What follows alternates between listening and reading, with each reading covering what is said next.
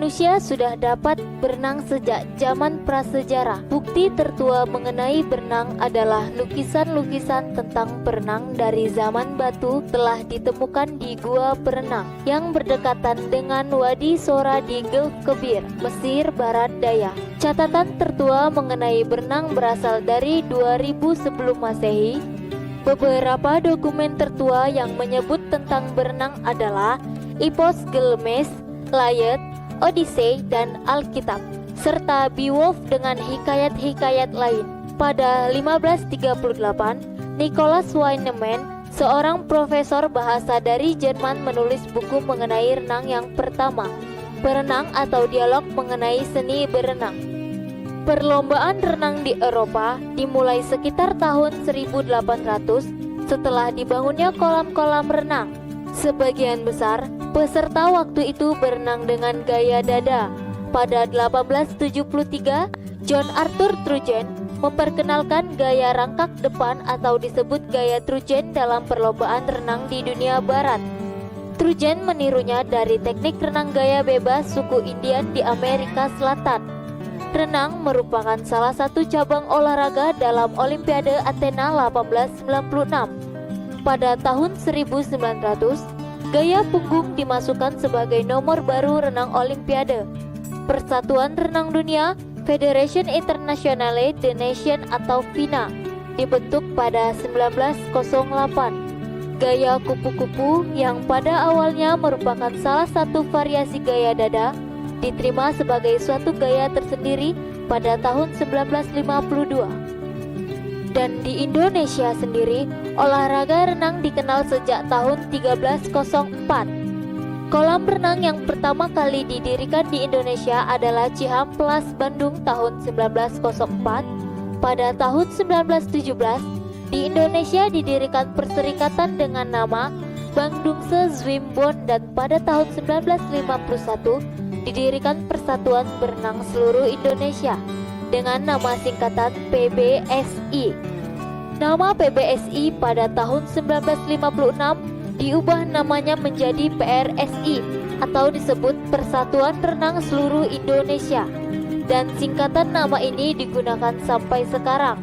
Maksud dari penggantian nama singkatan olahraga renang ini yaitu agar tidak sama dengan nama Persatuan Bulu Tangkis Seluruh Indonesia atau yang dikenal juga dengan PBSI.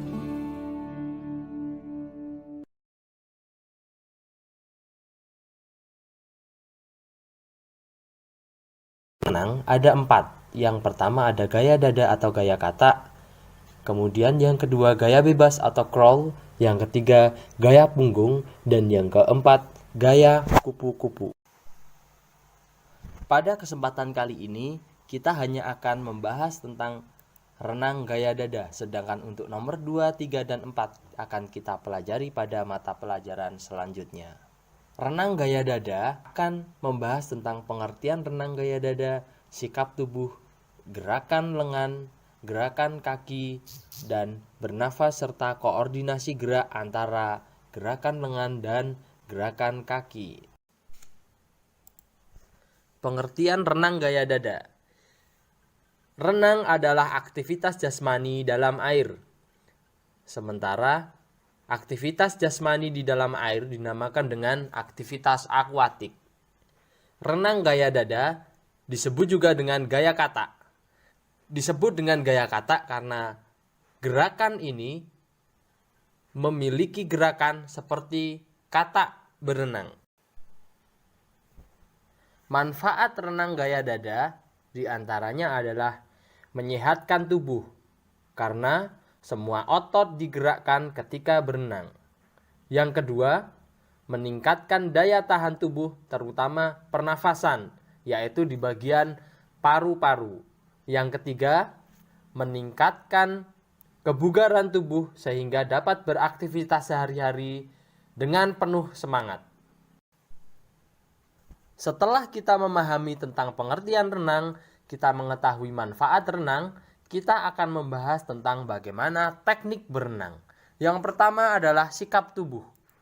Sikap tubuh yang dapat dilakukan yaitu badan lurus ke depan, kedua kaki lurus ke belakang, tangan berada 10-15 cm di dalam air, kaki lebih rendah daripada tangan, badan membentuk sudut miring.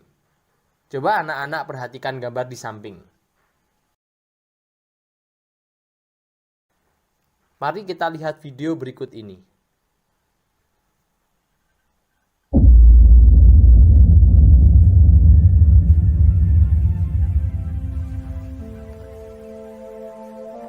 Kita lihat posisinya. Posisi tangan lurus, badan lurus, kaki juga lurus.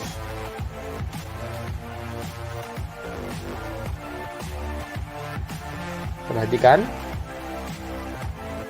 Kira-kira tangan dan kaki lebih tinggi tangan sehingga membentuk sudut miring. Setelah kita mengetahui sikap tubuh, yang kedua adalah gerakan lengan. Lengan menggapai ke depan, jadi lurus ke depan. Kedua telapak tangan menekan keluar, bagian kanan ke kanan dan bagian kiri ke kiri. Kemudian berlalu ke arah bawah dan ke belakang. Coba bisa dilihat gambar di sampingnya. Selanjutnya telapak tangan sejajar dengan dagu. Kedua lengan lurus ke depan secara bersamaan sehingga membentuk gerakan meluncur. Yang terakhir, kedua tangan menarik ke belakang, gerakan seperti membentuk hati. Love. Anak-anak bisa perhatikan teknik renang berikut ini.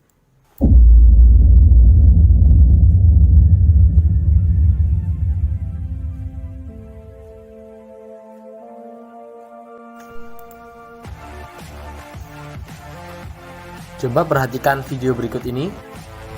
Jadi, tangan maju lurus ke depan, ya, membentuk sudut lancip, kemudian dibuka ke kanan dan ke kiri. Nah, kemudian ditarik ke belakang, agak ke bawah supaya kepala bisa mengambil oksigen.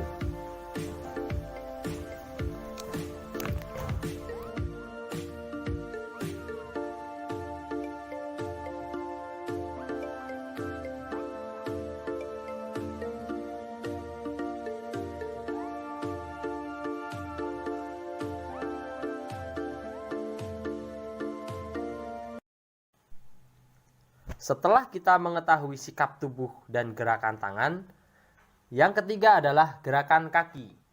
Kedua kaki lurus 15 cm di bawah permukaan air. Angkat kedua tumit lalu tarik bersamaan ke arah depan.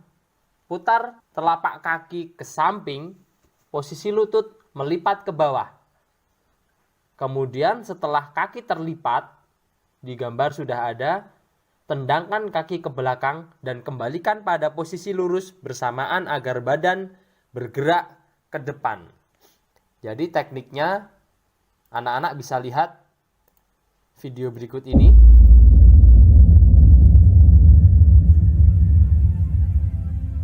Teknik menggerakkan kaki. Coba dilihat. Kaki mendekat, dilipat ke depan.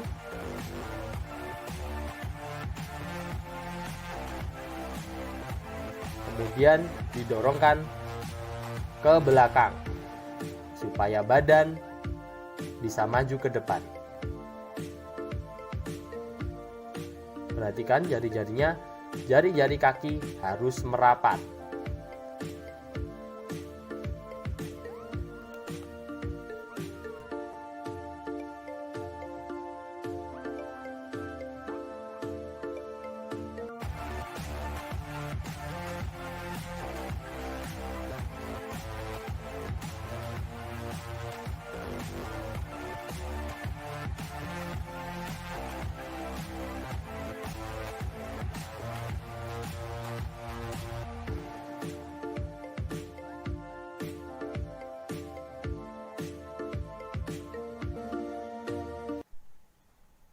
Setelah kita mengetahui sikap tubuh, gerakan tangan, dan gerakan kaki, Yang terakhir atau yang keempat, yang paling penting adalah teknik bernafas dan koordinasi gerak.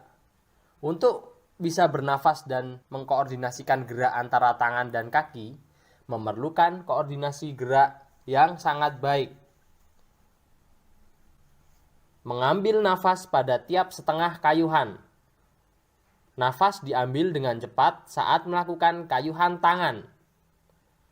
Nafas diambil ketika tubuh bagian kepala terangkat ke atas. Yang terakhir, nafas berfungsi untuk menghindarkan tubuh dari istirahat yang tidak diperlukan. Anak-anak bisa lihat video berikut.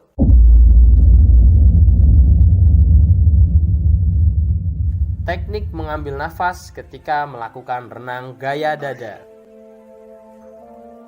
Coba diperhatikan.